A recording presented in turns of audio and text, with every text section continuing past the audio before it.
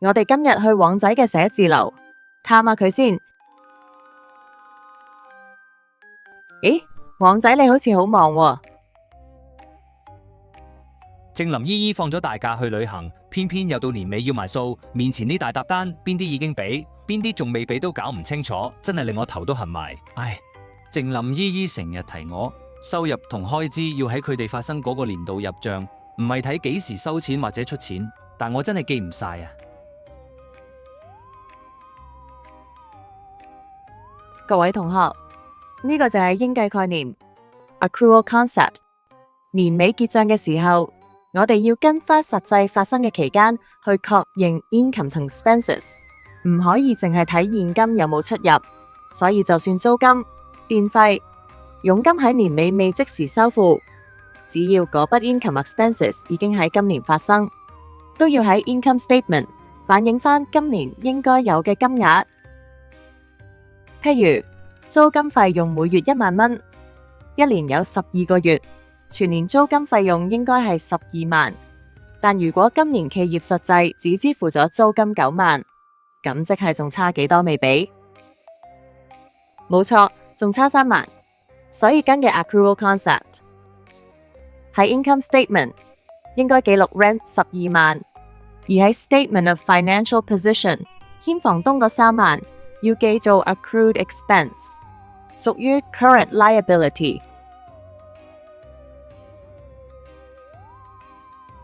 首先 accrual 就係用咗而未俾錢，即係真人錢；而 prepayment 就係未用但先俾咗錢。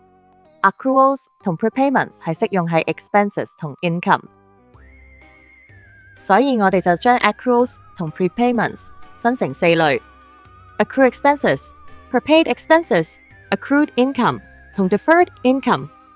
頭先提過，要確認 accrual 同 prepayment， 就係為咗將金額調整返去實際發生嗰個會計年度。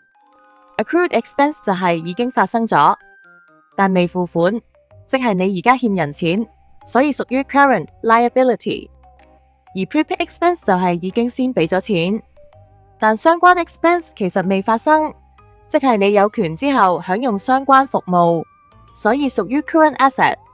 而 accrued income 就係已賺到但未收錢，所以人哋欠你錢，屬於 current asset。deferred income 就係先收咗錢但交易未完成，所以你之後有責任交付服務或履行義務，屬於 current liability。我哋喺20X4年1月份先收到20X3年12月嘅電費單，仲有300蚊未俾，而20X3年度已經支付咗3900蚊。簡單嚟講，12月用咗電，但下年1月先出單同俾錢。我哋用幅圖嚟理解下先。首先，以下嘅所有例子 year end 都喺12月31日，因為12月已經用咗電，未俾嘅300蚊，其實應該屬於20X3年嘅電費，所以要加返入20X3年嘅 income statement 內。而12月31日欠嘅錢，記錄為 accrued expense。accrued expense 屬於 current liability。年尾要應返依300蚊電費，所以要 credit accrued electricity 300蚊。記住，所有 accruals 同 prepayments 嘅 double entries 對應 account 一定係相對嘅 income 同 expenses， 所以 debit electricity 300蚊。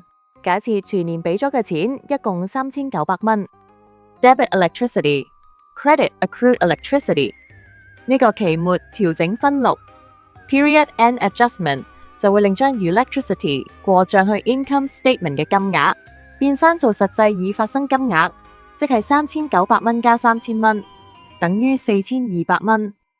而 accrued electricity 就會 balance off， 並顯示喺 statement of financial position。補充一句 ，electricity 屬於 expense， 期末會全數 post 去 income statement， 故屬於 nominal account。但 accrued electricity 係 liability，balance 會轉到下期，故屬於 real account。20X3年7月1日支付全年保費36000蚊，即日生效。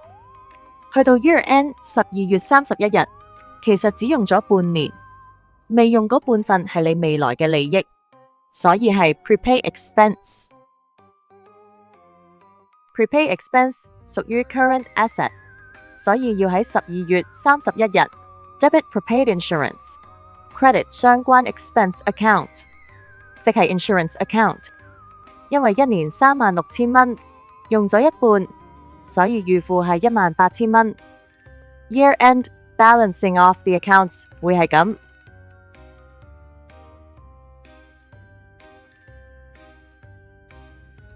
Rental income 每季6,000蚊，20X3年只收咗3季嘅錢，即係收咗18,000蚊。但全年其實賺咗4季 rental income， 只收到3季錢，仲有1季已賺但未收，屬於 accrued income。accrued income 屬於 current asset， 所以 period end adjustment 係 debit accrued rental income credit 佢嘅 corresponding account， 即係 rental income。Year end balancing of the accounts 會係咁。截至20X3年12月31日，以現金收取 commissions 共4,000蚊，當中有500蚊其實屬於下年度，因此呢500蚊係企業未履行嘅責任，係 deferred income， 屬於 current liability。所以喺20X3年12月31日 period end adjustment 就要 credit deferred commissions income， 唔使多講，梗係 debit 對應嘅 commissions income account， 跟住就係 balancing off the accounts。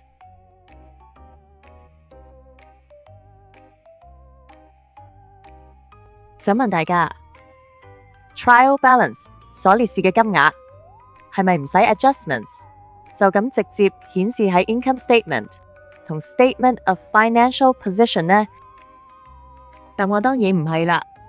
根據會計循環 accounting cycle， trial balance 只係用嚟列示當刻所有 account balances， 因為未做 period end adjustment， 所以呢啲 account balances 只係已支付或已收取嘅金額。因此頭先講嘅 accruals 同 prepayments亦都要喺 trial balance 作調整，然後編製 financial statements。秘訣就係無論係 expenses 定 income，accruals 就係欠款，因此要加返上去相關嘅 expenses 或 income。prepayments 就係俾多咗，所以要減返。同時，因為 statements of financial position 只會顯示4個項目 accrued expense、prepaid expense、accrued income 同 deferred income， 所以我哋會開個表，將4個項目一次過總結，好似咁。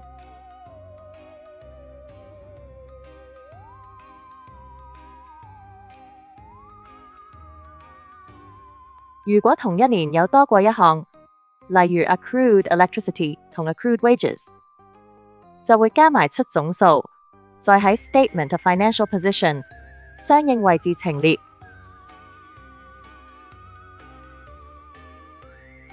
所以喺 income statement 就會出現呢啲經調整後嘅 expenses 同 income， 其實都係同 ledger accounts 配合到。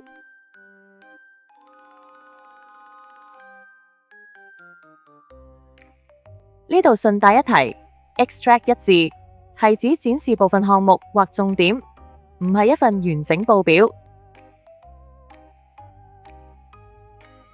而 statement of financial position 就會跟返頭先整嗰個表，每項寫返上去，先寫 income， 後寫 expenses。current asset 有 accrued income 6,000蚊，寫好畫咗佢，其他都係咁樣做法。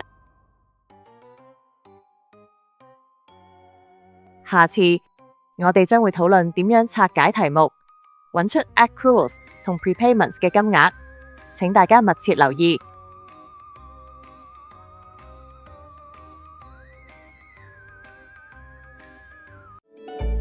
搞掂 BAFS，隨身學，隨心聽。